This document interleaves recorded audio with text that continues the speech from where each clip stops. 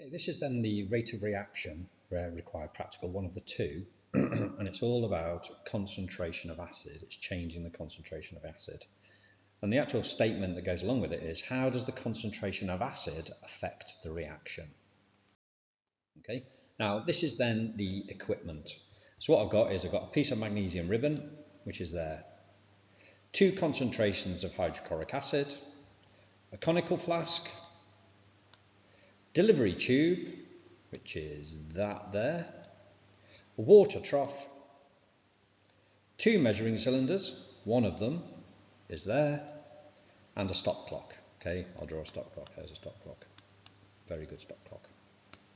All right, and if you just look at the actual apparatus here, what I've got is I've got the conical flask that is then set up with the acid and the magnesium in it. There's then a delivery tube that goes over here and down to here.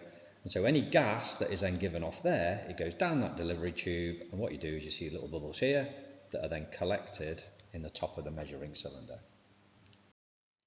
Now the method, right? So measure 50 centimetre cubed of acid using the other measuring cylinder. So I've got my other measuring cylinder, and what I've done is I'll do acid as red, right? I've done 50 centimetre cubed of acid.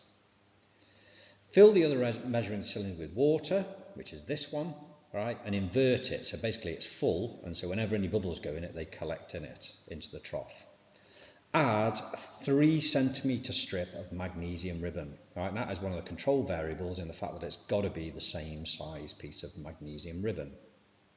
As soon as you drop it in, right, so what you've done is you've got your acid, you put your acid in there, you get your piece of magnesium ribbon, and you drop that in there. Put the bung on straight away and start your stop clock.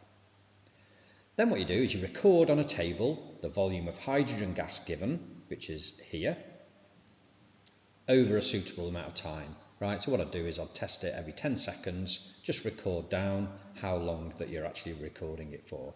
So do 10 seconds for maybe 3 minutes.